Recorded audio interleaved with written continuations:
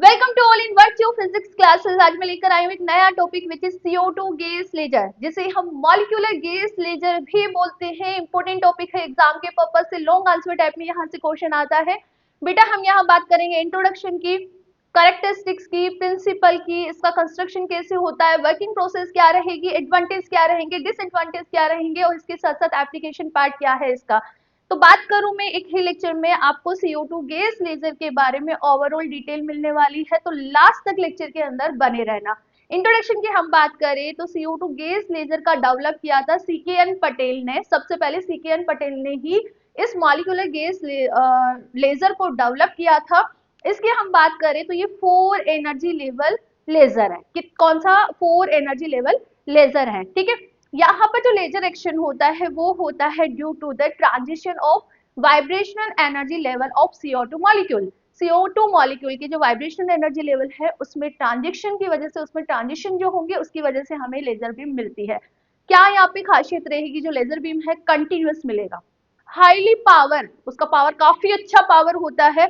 और हम बात करें तो उसका रेंज फ्यू किलोवाट से 15,000 किलोवाट, मतलब कितना हाई रेंज का हमें यहाँ पर पावर मिलता है लेजर बीम का। समझ पा रहे हो ना। तो यहाँ से जो लेजर बीम मिलेगा कंटिन्यूअस मिलेगा, हाईली पावर एनर्जी रहेगी, पावर हाईली रहेगा उसका। फ्यू क्या बोलते हैं किलोवाट से 15,000 किलोवाट तक का इसका पावर रहने वाला है। हम बात करें तो यहाँ पे 2 वेवलेंथ की लेजर बीम मिलेगी। एक मिलेगा आपको 9.6 माइक्रोमीटर का, सेकंड मिलेगा आपको 10.6 माइक्रोमीटर का, ठीक है। और एफिशिएंसी बहुत अच्छी है। तो ओवरऑल हम बात करें तो यहाँ से एक गुड लेजर बीम हमें फाइंड आउट होती है, A1 laser beam find out होती है। तो इंट्रो डालो, इंट्रो में क्या लिखोगे, the first molecular gas laser was developed by Indian born American scientist professor CKN Patel. सबसे पहले CKN पटेल ने इसको डेवलप किया था and it is a 4 level molecular gas laser. इसके अंदर 4 एनर्जी लेवल्स के बीच में ट्रांजिशन होने वाला है basically. In this laser transition take places between the vibrational energy state of CO2 molecules. CO2 gas के मॉलिक्यूल्स की वाइब्रेशनल एनर्जी लेवल में ट्रांजिशन की वजह से हमें यहाँ पे लेजर बीम मिलती है, ठीक है।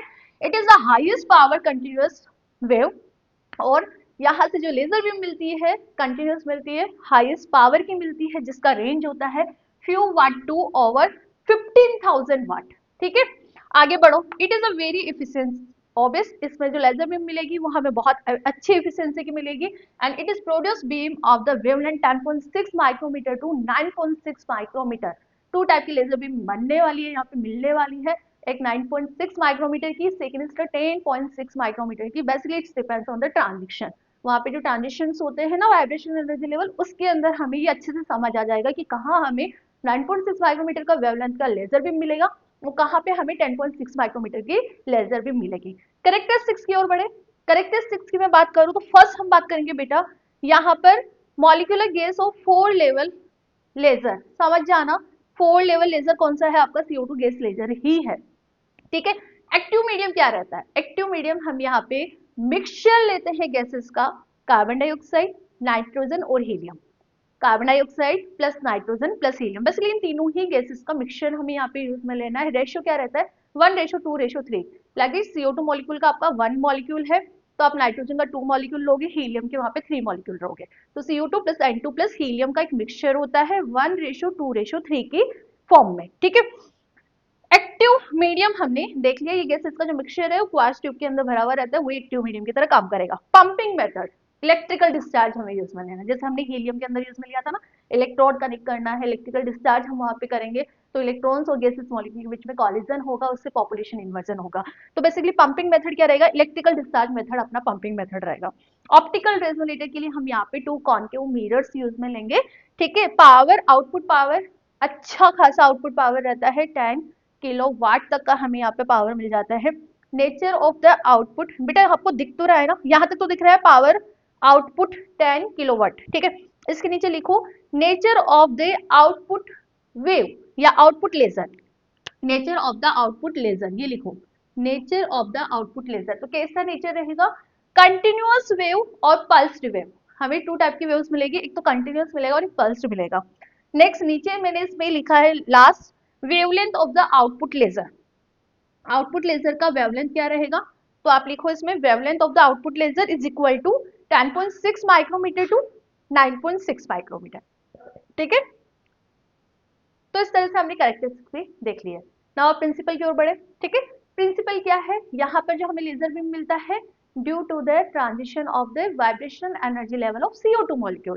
ठीक है, अभी जो वाइब्रेशनल यहाँ पर हमें ट्रांजिशन ऑफ वाइब्रेशन मिलते हैं CO2 मॉलिक्यूल के लिए डिफरेंट डिफरेंट मोड्स पे मिलता है। कैसे, हम यहाँ पे 3 टाइप के मोड्स का स्टडी करना है फॉर द CO2 मॉलिक्यूल।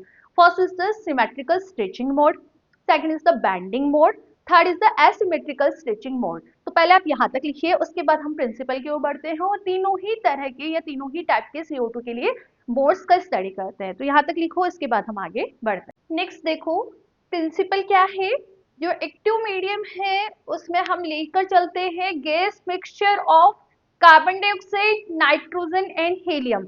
और यहाँ पर जो लेजर एक्शन होता है वो होता है due to the transition of vibrational energy of CO2 molecule. CO2 molecule की वाइब्रेशनल एनर्जी लेवल्स के बीच में ट्रांजिशन की वजह से। तो बेसिकली हमें यहाँ पर CO2 मॉलिक्यूल्स के लिए वाइब्रेशनल मोड का स्टडी करना है। 3 टाइप की यहाँ पर मोड है, सिमेट्रिक, बैंडिंग और एसिमेट्रिक। तो सबसे पहले आप लिखिए, the active medium is a gas mixture of carbon dioxide, nitrogen, helium in the ratio of 1:2:3 filled in a quartz discharge tube। यहाँ पे क्वार्ट्ज डिस्चार्ज ट्यूब होता है जिसका लेंथ 5 मीटर होता है, डायमीटर 2.5 सेंटीमीटर होता है। उसमें गैस मिक्सचर लिया है CO2 का, N2 का और हीलियम का। क्या रेशियो लिया है, 1:2:3 के अंदर। ठीक है, and the laser action take place is between the vibrational energy state of CO2 molecules. Such a molecule vibrate in 3 independent modes. The first mode is symmetric stretching mode, second is bending and third is asymmetric stretching mode. सबसे पहले हम symmetric stretching mode के बारे में बात करेंगे। है क्या, कार्बन की हम बात यहाँ पर हम बात करें तो कार्बन रेस्ट पे रहता है और जो ऑक्सीजन मॉलिक्यूल है इस रेस्ट कार्बन के दोनों तरफ मतलब पास में आएंगे और दूर जाएंगे, पास में आएंगे और दूर जाएंगे। कार्बन तो आपका रेस्ट पे है, तो ये बेसिकली कार्बन तो रेस्ट पे रहता है और ऑक्सीजन मॉलिक्यूल्स यहाँ पर वाइब्रेट करते हैं। ठीक है, तो in this carbon atom it rest and both the oxygen atom vibrates such that they are moving away and approaching to the fixed carbon simultaneously along the axis of the molecule। बस समझ आई क्या, carbon rest पे है और ये जो oxygen है वो वाइब्रेट करेंगे। मैंने यहाँ पे डेडस लाइन से भी डिफाइन करा है कि लाइक ये इस तरह से वाइब्रेट कर रहे हैं, कभी इधर आ रहे हैं, कभी इधर जा रहे हैं, कभी इधर आ रहे हैं, कभी इधर जा रहे हैं, और कार्बन आपका फिक्स है। तो इससे तो आप क्या बोलोगे, सिमेट्रिकल स्टिचिंग मोड। तो पहले इसको लिखो, फिर इसके बाद हम रिमेनिंग मोड्स के बारे में भी देख लेते हैं। नेक्स्ट देखो, बैंडिंग मोड क्या है। बैंडिंग मोड में दोनों ऑक्सीजन और कार्बन तीनों ही वाइब्रेट करते हैं मॉलिक्यूलर एक्सिस के परपेंडिकुलर, तो आप यहाँ पे देख भी सकते हो कि ये जो दोनों ऑक्सीजन है वो ऊपर की तरफ वाइब्रेट कर रहे हो, कार्बन नीचे की तरफ वाइब्रेट कर रहा है। बेसिकली ये मॉलिक्यूलर एक्सिस, इस तरह से आपका मॉलिक्यूलर एक्सिस होता है, तो इस मॉलिक्यूलर एक्सिस के ये परपेंडिकुलर वाइब्रेट करते हैं। थर्ड है आपका asymmetric stretching mode. Asymmetric stretching mode में होता क्या है, जो कार्बन एटम है वो वाइब्रेट करता है in the opposite direction of oxygen atom. Like that oxygen atom यदि आपका इस तरह से लेफ्ट डायरेक्शन के अंदर वाइब्रेट कर रहा है तो कार्बन आपका राइट डायरेक्शन के अंदर वाइब्रेट करेगा।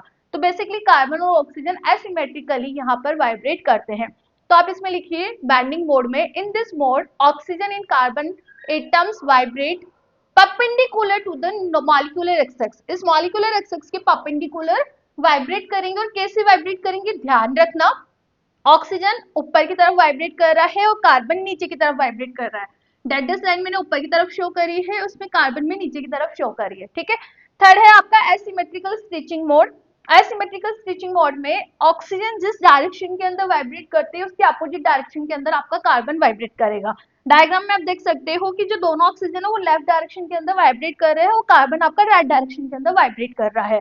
तो in this both oxygen and carbon atom vibrate asymmetrically. Oxygen atoms moves to one direction while carbon atoms moves in the opposite direction. Oxygen के अपोजिट डायरेक्शन के अंदर ये वाइब्रेट करने वाला है। तो बेसिकली प्रिंसिपल आप क्या बोलोगे, इन दिस लेजर एक्शन या फिर हम बोले laser is due to the transition of vibrational energy level of CO2 molecule. तो इसे क्या आगे आप मेंशन करो, such that the laser action is due to the transition of vibrational energy level of the CO2 molecule. इसके बाद हम आगे बढ़ते हैं कंस्ट्रक्शन की ओर, तो आप ये लिख लीजिए, इसके बाद हम कंस्ट्रक्शन की बात करते हैं। देखो कंस्ट्रक्शन में एक इजी सा कंस्ट्रक्शन है यहाँ पे, जैसे हमने हीलियम गैस लेजर के अंदर देखा था ना, सेम उसी तरह से हम यहाँ पे क्वार्ट्ज डिस्चार्ज ट्यूब लेकर चलेंगे, जिसके अंदर कार्बन का, नाइट्रोजन का और हीलियम गैस का मिक्सचर होगा 1:2:3 के रेशो में, ठीक है। तो यहाँ पर एक क्वार्ट्ज डिस्चार्ज ट्यूब है जिसका लेंथ है 5 मीटर, डायामीटर है 2.5 मीटर, ठीक है, जिसमें हमने CO2, नाइट्रोजन और हीलियम गैस का मिक्सचर लिया है। इसके बाद हम आगे बढ़े तो इसके एंड्स को हमने कनेक्ट करा है पावर सप्लाई से, ताकि हम यहाँ पर इलेक्ट्रिक डिस्चार्ज से पॉपुलेशन इन्वर्जन अचीव कर सके। इस ट्यूब के दोनों एंड्स पर हमने NCL का ब्रेविस्टर विंडो यूज में लिया है। यूज में लेने का रीजन क्या है, इस विंडो से हमें जो रेज मिलेगी, लेजर रेज मिलेगी, वो प्लेन पोलराइज मिलेगी। इसके साथ साथ ही मिरर M1 और M2 हमने 2 कॉन्केव मिरर यूज में लिए हैं। M1 फुल्ली रिफ्लेक्टेड है, एज यूजुअल हम हीलियम में भी यूज में ले रहे थे, और M2 यहाँ पर पार्शियली रिफ्लेक्टेड है, 90% आपका रिफ्लेक्टेड रहेगा, 10% यहाँ पे ट्रांसमिशन रहेगा। क्यों? बिकॉज ताकि यहाँ से लेजर लाइट इमर्ज आउट हो सके, ठीक है। अब क्वेश्चन यहाँ पे बनता है कि ma'am helium neon gas laser में तो हम मिरर्स को इनसे ही अटैच कर रहे थे, ट्यूब से ही, बट इसमें तो हमने बाहर लिया है। तो इसका आंसर आपको भी पता होगा कि हमने बात करी थी कि यहाँ से जो लेजर बीम मिलती है कंटिन्यूअस और हाई पावर का मिलता है, फ्यू वाट से लेके 15,000 वाट तक, 15,000 किलो वाट तक का हमें लेजर बीम मिलता है। तो इतना हाईली पावर लेजर बीम होने की वजह से आपके जो मिरर है वो डैमेज हो सकते हैं। दैट्स व्हाई इन मिरर्स को इन क्वार्ट्ज ट्यूब्स के बाहर की तरफ फिट किया गया है, और यहाँ पर क्वार्ट्ज ट्यूब्स के एंड पर हमने NCL ब्रेविस्टर विंडो लगा दी, ताकि इससे जो लेजर बीम मिलेगी वो प्लेन पोलराइज बीम मिल जाएगी। तो बताओ कंस्ट्रक्शन में कोई डाउट है क्या? नहीं है तो इसको लिखो। It consists a quartz discharge tube of the 5 meter long with 2.5 meter diameter. इसका diameter 2.5 meter है. This discharge tube filled with the gas mixture of carbon dioxide, nitrogen and helium in the ratio 1:2:3. बात समझ आई? Like that हमने nitrogen के 2 molecules लिए हैं, तो carbon dioxide का 1 मॉलिक्यूल लेना है, और हीलियम के यहाँ पे हमें 3 मॉलिक्यूल्स लेने हैं। With the suitable partial pressure, with the suitable mercury pressure पे हमने इसको यहाँ पर क्वार्ट्ज ट्यूब के अंदर फिल्ड किया है, ठीक है। And the terminals of tubes connected to the DC power supply with the electrodes for achieve the electric discharge for the pumping process या for the population inversion. At the end of the tubes are fitted with the Brewster windows so that the laser light beam generated is plane polarized. इनकी वजह से हमें laser beam plane polarized मिलेगा. The optical resonator is formed to concave mirror. One is the fully reflector which is M1 mirror and the second is the partially reflected. किसके लिए? For the emerging out the laser beam, ताकि हमें यहाँ पर laser beam इससे मिल पाए, ठीक है। तो कंस्ट्रक्शन, जल्दी से कंस्ट्रक्शन को लिखो, इसके बाद हम इसकी वर्किंग प्रोसेस देखते हैं। वर्किंग प्रोसेस में बेसिकली हमें यहाँ पे ट्रांजिशंस देखना है, vibrational energy levels of CO2 molecule. Now working process देखते हैं। वर्किंग प्रोसेस के लिए हमने यहाँ पे एनर्जी लेवल डायग्राम शो करे हैं। एक तरफ मैंने नाइट्रोजन मॉलिक्यूल के एनर्जी डायग्राम बनाया है, सेकंड तरफ मैंने CO2 मॉलिक्यूल के एनर्जी लेवल डायग्राम शो करे हैं। तो यहाँ पर होगा क्या, ऑब्वियस हमें इलेक्ट्रिकल पंपिंग करवाना है, तो इलेक्ट्रिकल डिस्चार्ज के लिए हमने यहाँ पावर सप्लाई ऑन करा, इलेक्ट्रॉन्स गैसेस मॉलिक्यूल्स के साथ कॉलिजन करना शुरू कर देते हैं। इलेक्ट्रॉन का नाइट्रोजन से कॉलिजन होकर nitrogen molecule higher energy level के अंदर एक्साइट हो जाते हैं। तो यहाँ पे nitrogen molecules, excited nitrogen molecule collision, excitation of the nitrogen molecule with collision electrons. Basically यहाँ पे नाइट्रोजन मॉलिक्यूल इलेक्ट्रॉन से कोलाइड करेंगे, कोलाइड करके हायर एक्साइटेड स्टेट के अंदर चल जाएंगे या हायर एनर्जी लेवल के अंदर चल जाते हैं। अब ये जो हायर एनर्जी लेवल है नाइट्रोजन का मेटास्टेबल स्टेट है, तो इसका लाइफ टाइम कितना होगा 10⁻³ सेकेंड, ठीक है। अब देखो यहाँ पर क्या खासियत है, नाइट्रोजन का जो हायर एनर्जी लेवल है वो और E5 energy level carbon dioxide का सेम लेवल पे है। अब ये दोनों सेम लेवल पे है तो ऑब्वियसली कार्बन डाइऑक्साइड की हेल्प करेगा। कैसे हेल्प करेगा? एक ही ऑप्शन होता है, इसके मॉलिक्यूल्स के पास इतनी ज्यादा एनर्जी है तो ये क्या करे, ट्रांसफर कर दे एनर्जी को। So by the transfer of the energy, यहाँ पर एनर्जी को ये मॉलिक्यूल ट्रांसफर कर देंगे। नाइट्रोजन अपनी एनर्जी को E5 को ट्रांसफर करे और कार्बन डाइऑक्साइड के मॉलिक्यूल से कॉलिजन करके CO2 मॉलिक्यूल्स को एक्साइट कर देगा। बात समझ आई? फर्स्ट प्रोसेस, नाइट्रोजन मॉलिक्यूल का इलेक्ट्रॉन के साथ कॉलिजन हुआ और nitrogen molecule higher excited state के अंदर चले गए।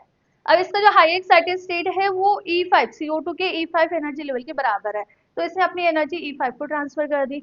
E5 को ट्रांसफर करके खुद ग्राउंड स्टेट में आकर CO2 मॉलिक्यूल के साथ कॉलिजन कर रहा है, उस CO2 को जंप करवा रहा है कहाँ पे, हायर एक्साइटेड स्टेट में। तो ये CO2 मॉलिक्यूल आपके E5 के अंदर आ गए।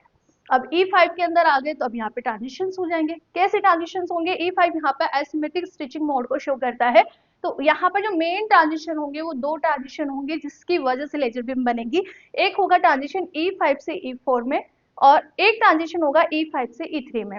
E5 से E4 में जो ट्रांजिशन हो रहा है वो रिस्पॉन्सिबल है for the laser beam 10.6 micrometer की प्रोड्यूस करने के लिए। E5 से E3 में जो ट्रांजिशन हो रहा है इसकी वजह से लेजर बीम मिलेगी आपको 9.6 माइक्रोमीटर की। और बात करें तो हाई इंटेंस होती है 10.6 माइक्रोमीटर की। तो बेसिकली यही इसके अंदर आपका वर्किंग प्रोसेस रहेगा। Short and sweet working process हम यहाँ पे लिखने वाले हैं। तो वर्किंग प्रोसेस में हमने क्या करा है, when an electrical discharge occur in a mixture, gas mixture, the electron collide with the gas molecules. Firstly, nitrogen gas molecules are rises to excited energy level, और इसको इक्वेशन में किस तरह से रिप्रेजेंट करेंगे, नाइट्रोजन लेवल ग्राउंड स्टेट में है, higher energy वाले इलेक्ट्रॉन से कॉलिजन करा, इलेक्ट्रॉन अपने एनर्जी ट्रांसफर करी नाइट्रोजन मॉलिक्यूल को और nitrogen molecule higher excited state में चला गया और ये लेजर मतलब कम एनर्जी वाला इलेक्ट्रॉन, क्योंकि इसने अपनी ट्रांसफर कर दी एनर्जी नाइट्रोजन को। Okay, so how you write here, N2 यहाँ पे है nitrogen gas molecule in the ground state, E star है यहाँ पे electron with the high energy, N2 star है N2 molecule in the excited state और E यहाँ पर अगेन इलेक्ट्रॉन है, सेम ही इलेक्ट्रॉन है बट इसका एनर्जी क्या रहेगा, कम रहेगा, तो same electron of the laser energy. बस समझ आई, आगे बढ़ो। Since the excited energy level of nitrogen is very close to E5 energy level of CO2 gas, तो क्या होगा, so by the energy transfer CO2 molecule excited in the higher energy level achieved population inversion। N2 molecule ने अपनी energy transfer कर दी CO2 molecules को, खुद ground state में आए, ग्राउंड स्टेट के CO2 मॉलिक्यूल्स के साथ कॉलिजन करा और उनको एक्साइट कर दिए E5 के अंदर पॉपुलेशन इन्वर्जन अच्छा खासा हो गया। तो मेनली यहाँ पे टू टाइप की ट्रांजिशन होंगे, E5 to E4 and E5 to E3। E5 to E4 में हमें 10.6 माइक्रोमीटर की रेज मिलेगी और E5 से E3 में 9.6 माइक्रोमीटर की रेज मिलेगी। So any of the spontaneously emitted photons और triggering of the light beam laser action in the tube, they are possible transitions. ये लिख लो आप, they are two possible transitions. Transitions तो और भी होंगे बट हम केवल उन्हीं ट्रांजिशंस का यहाँ पर स्टडी कर रहे हैं जिनकी वजह से हमें लेजर बीम मिल रहा है। तो यहाँ पर two transitions are possible. The first is E5 to E4, ठीक है। ड्यू टू दिस ट्रांजिशन, लिखो आप बेटा यहाँ पे, due to this transition 10.6 micrometer wavelength of laser beam produce, ठीक है। एंड सेकेंड यहाँ पर होगा E5 टू E3, इसमें आप लिखो ड्यू टू दिस ट्रांजिशन